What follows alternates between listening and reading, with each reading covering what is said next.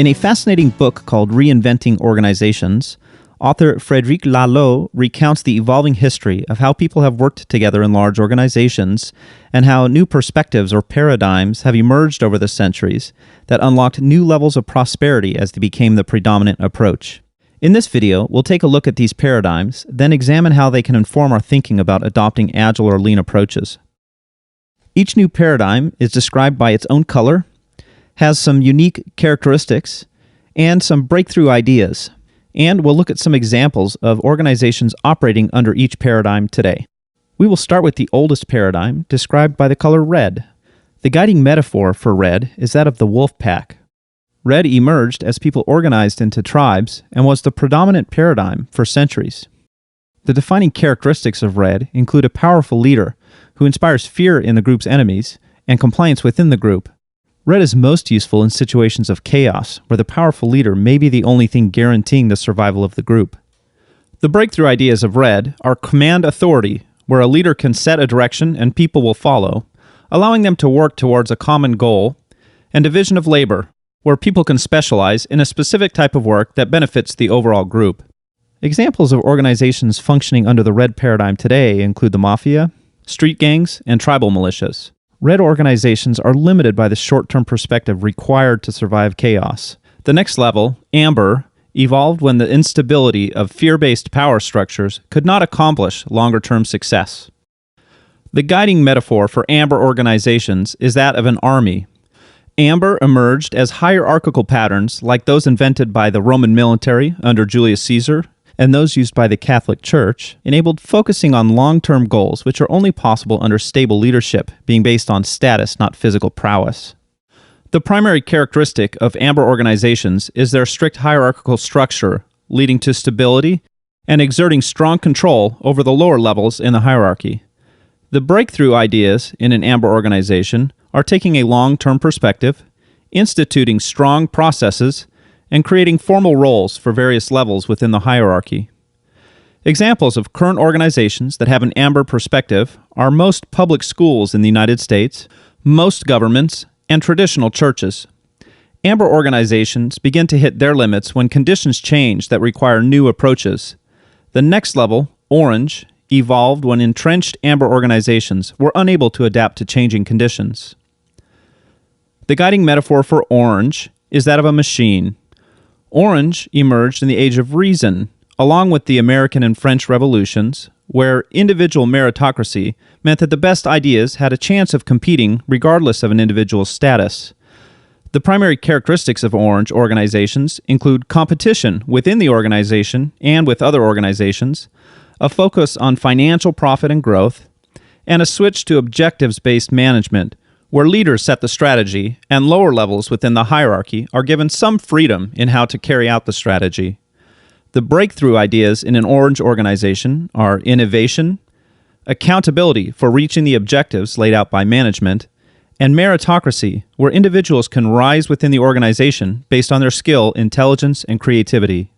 Orange is the predominant perspective in the world today, and nearly all large corporations function from an orange perspective, as well as many public universities. Orange begins to hit its limits when people feel that the profit motive is not fulfilling enough, often becoming disengaged with the organization's view of them as cogs in a machine. A 2013 Gallup poll showed that only 30% of U.S. workers were engaged at work, a strong signal of the limits of an orange perspective. The next level, green, has emerged as people have sought more meaning in their work. The guiding metaphor for green is that of the family. The primary characteristics of green organizations are a focus on delighting customers, making decisions based on a set of shared values, and high engagement from everyone in the organization.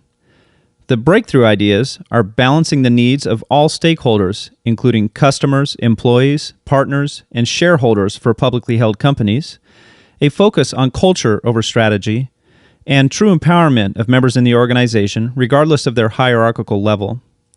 Examples of organizations that have a green perspective are Southwest Airlines and Ben & Jerry's Ice Cream. The Agile and Lean movements also emerge from companies with this perspective. Green begins to hit its limits when consensus building results in overly slow decision-making, and the hierarchical structures still existent in green begin to conflict with people's desires to have greater autonomy. The next level, teal, is emerging as organizations have discovered how to work effectively without hierarchical structures. The guiding metaphor for teal is that of a living system. The primary characteristics of a teal organization are what are known as anti-fragile organizational structures, either flat or based on interlocking circles of evolving roles, aligning around an evolutionary purpose, some shared goal of making the world a better place, and by distributing decision-making authority to all members of the organization using something called the advice process, where any colleague can make any decision in the organization so long as they have sought the advice of anyone that decision might impact. This differs from consensus in that not all advice must be heeded, just considered. The breakthrough ideas in teal are wholeness, where people can bring their whole selves to work, their spiritual side, their intellectual side, and their creative side, and feel safe that they will not be judged for being themselves. Self-management is another breakthrough idea. In most teal organizations, there are no managers. And an evolutionary purpose, meaning that the purpose is not owned by any one person, but evolves as new people join the organization and as the organization learns more about how it can make the biggest difference in the world.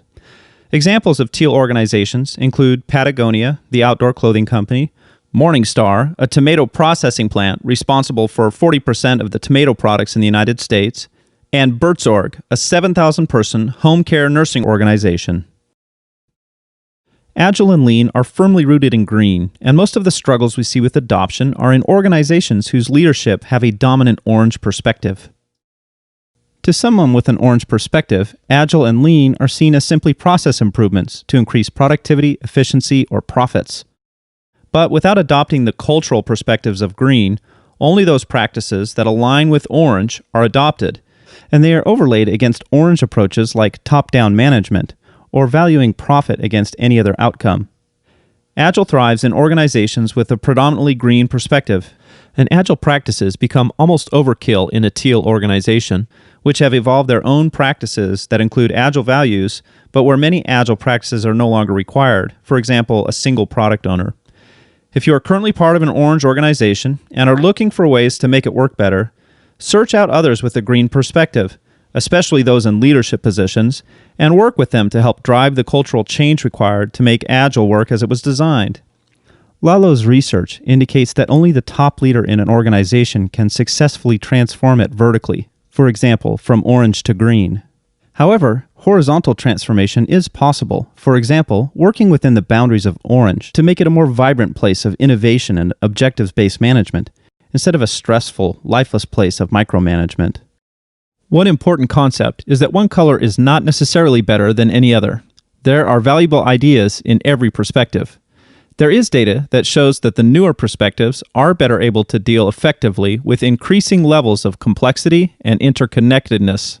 But that does not mean that every situation requires this, or that only green and teal organizations can be successful. Success is defined differently from each perspective.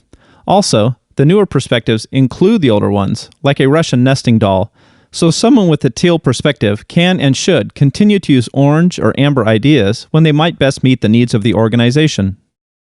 I hope this overview was helpful, and that it gave you some insight into the culture of your organization. Viewing Agile and Lean within this broader cultural context can help us make sense of why some organizations might struggle to fully adopt them, and give us some ideas of how to focus on culture as a key element in any change